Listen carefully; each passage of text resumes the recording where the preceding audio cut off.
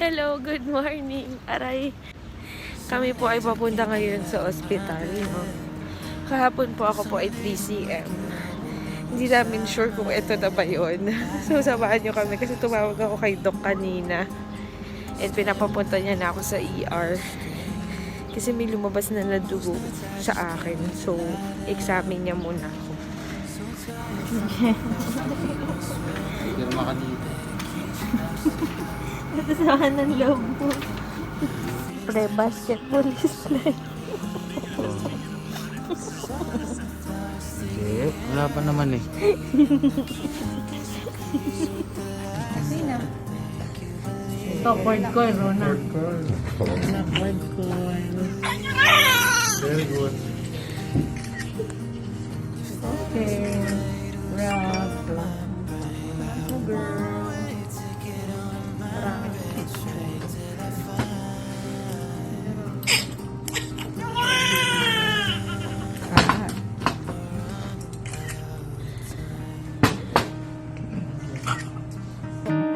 This candle is about to burn out, but I spend all of my time filling my head with the doubts that I will never see this through. No, I'll never be quite like you. Sometimes I take the long way home to fight these voices in my head that just don't feel like my own.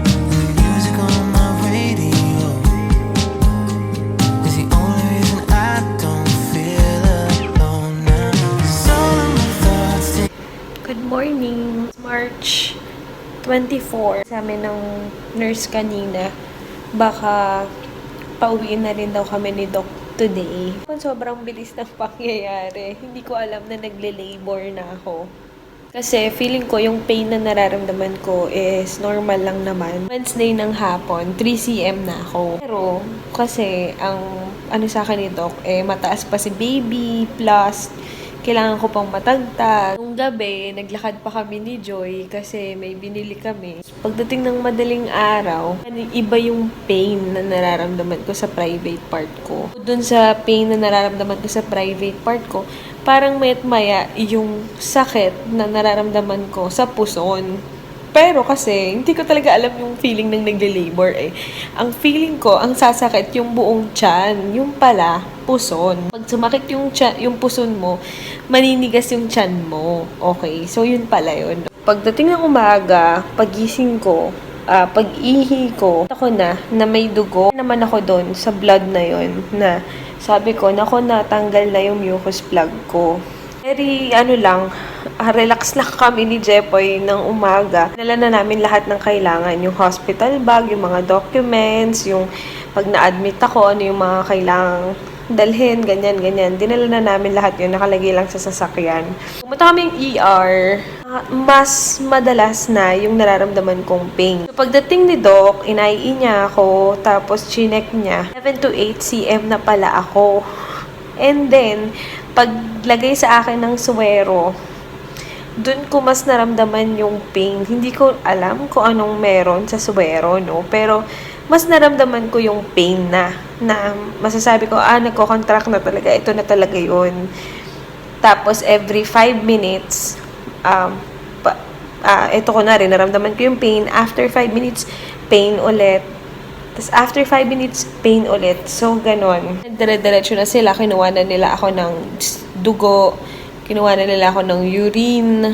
Nakarating kami ng hospital, 9:30. Tapos, dumating si Doc, mga 10. Binaba niya na ako ng 10 a.m.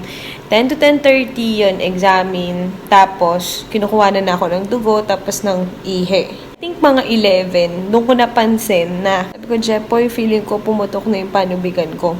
Sinabi ni Jepoy dun sa my nurse, agad-agad, dinala na nila ako. Thinking ko talaga, after namin sa ER, dadalhin pa ako dito sa kwarto namin. Tapos, pero kahapon, sobrang bilis talaga ng pangyayari. Pinapatry na nila ako na umire. Turuan na nila ako ganito yung pag-ire habang pine-prepare nila yung mga gamit. Tapos nang nasa isip ko lang nun, gosh, hindi ako parang hindi kami nakapag-usap ni Jepoy na ito na pala yun. Yung huling tinginan na lang namin is yung papasok ako ng OR, tapos siya may iiwan doon kasi bawal daw siya pumasok. Mga 11:30 ganyan, chinek na ulit ako, inai ako. So, fully dilated na ako, 10 cm. So, nag-prepare na sila. Ayun na. 11:30, 12:09, yan, lumabas na si Matmat. So, sobrang bilis talaga ng pangyayari kahapon na pagising namin ay na pala, labor na, tapos hanggang sa operating room na tayo. So, sobrang blessed ako dito sa batang to. Hindi niya ako pinahirapan ng bonggang-bongga. Although, syempre may pain pa rin tayong naramdaman, no? Kasi, normal delivery naman.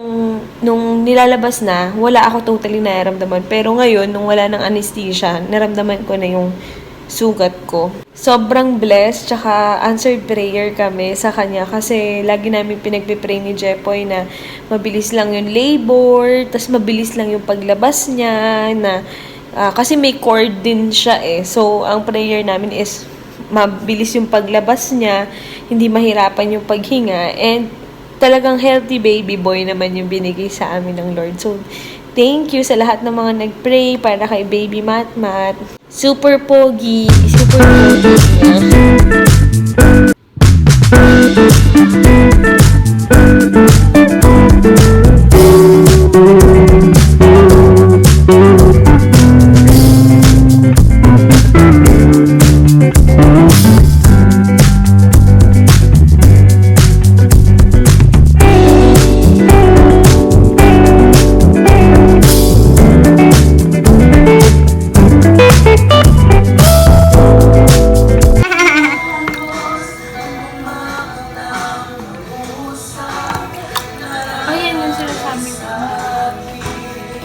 Who's to know what happens when the world ends? At least this is an okay bar for running into you. It's an awful house, and I wanted to get you out. I'm working on a plan right now to come through. I've waited for a lifetime for you to calm down. Oh, nothing feels the same without you now. I've waited for a lifetime for you to calm down. 'Cause nothing feels the same without you. For today, and simula nung na-discharge tayo sa hospital nung March 24, kasi March 23 ay dinala na ako ni Jeff sa hospital dahil nagde-labor na po ako. So, March 24, nakauwi din po kami. At dire-diretso na bumawi muna ako ng pahinga kasi may mga araw na talagang wala kaming tulog at nasa adjustment period pa po kami ni Jeff. So, ngayon, medyo nakakabawi na po tayo ng lakas and nakakabalik na ako sa mga medyo konting normal routine ko. Although, syempre, kailangan mo unahin muna si baby bago yung mga etc. etc. So, ayun, mag-update lang ako sa inyo kung ano nga ba yung mga ginagawa ko na sa ngayon. Sa ngayon is, sa umaga, papaarawan ni Jeff si baby. Tapos afternoon, magbe-breakfast kami. After mag-breakfast, ayun na, papadedean ko siya. Tapos papalitan ng damit. Tapos magpapahinga na siya, matutulog siya. So, dun lang ako magkaka-time na gawin yung mga things to do ko na ginagawa nung wala pa si baby Matmat. So, sa mga nakakakilala sa akin, yun, may notes ako kung saan ano yung mga kailangan kong gawin for the whole week. So, ayun, after nun, pag lunch time, nakita ko na after mag-lunch, dun yung nap time ko na iidlip ako, magpapahinga para sa gabi, kung sakali man na may mga araw kasi siya, nagising lang talaga siya. So, kailangan ko siya sabayan kasi minsan kapag kahit gising yung baby at hindi naman siya malikot, hindi ka pwedeng matulog. Kasi may mga times na pwede siyang maglungad, tapos pwedeng dumaan sa ilong niya. So, syempre, delikado yun. So, kailangan mo siyang bantayan.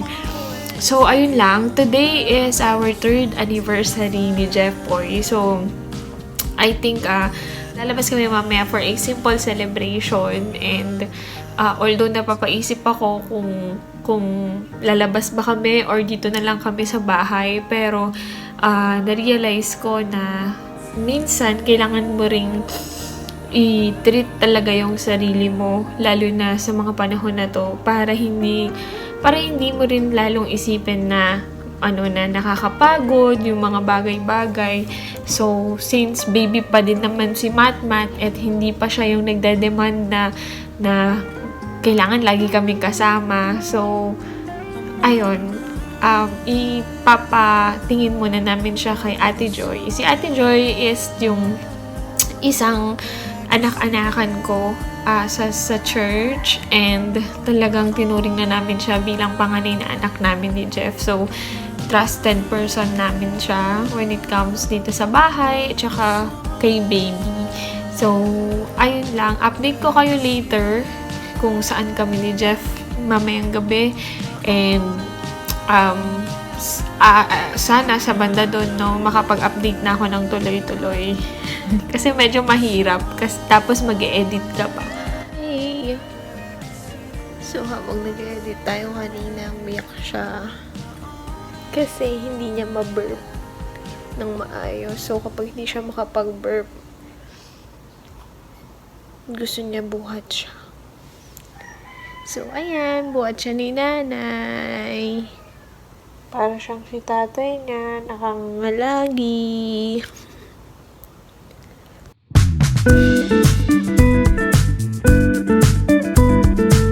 Hey guys! Dito kami ngayon sa Kenny Rogers. Bago po siya. Ang puti ng mukha ko. Bago siya dito sa may Taytay, no? Ewan ko kay Taytay ba ito o kay Intana? Basta malapit siya sa Valley ko.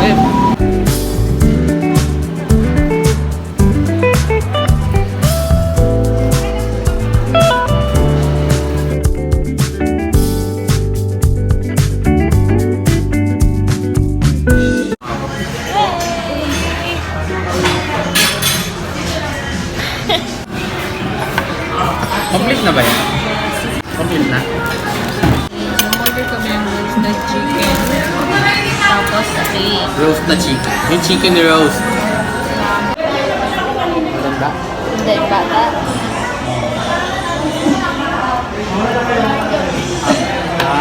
Luto ba to? Ito yan na. Masarap yan.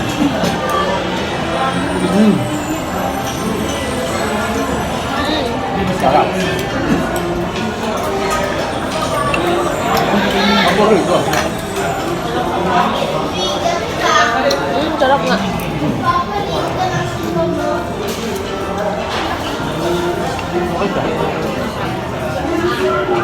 Siguro expert na yung nagluluto ng steak ko. Hindi, yan. Ano yun? May timer yan.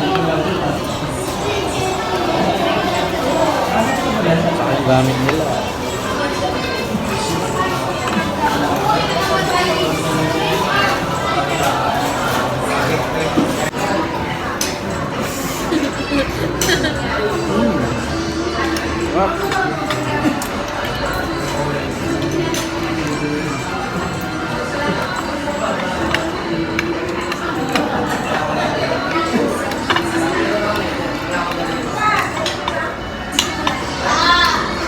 That's what I like. That's what I like. Medium rare.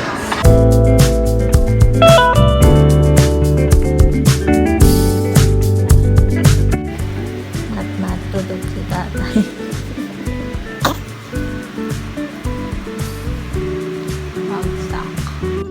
Good morning!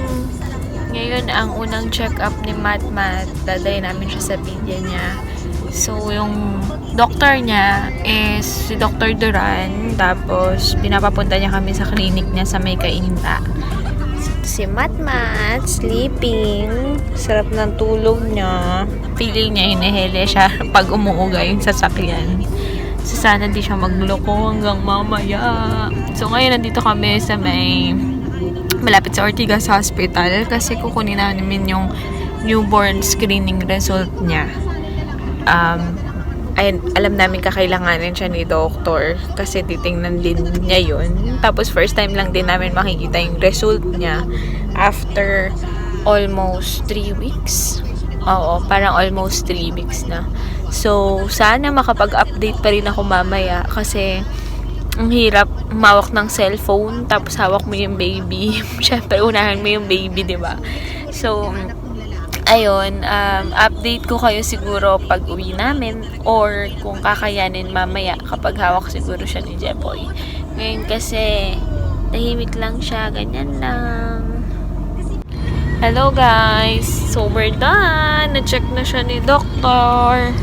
And okay lahat ng result niya. Good job si Mateo. Lahat pati newborn screening niya, okay din lahat ng result. So babalik kami kay Doc ng May 8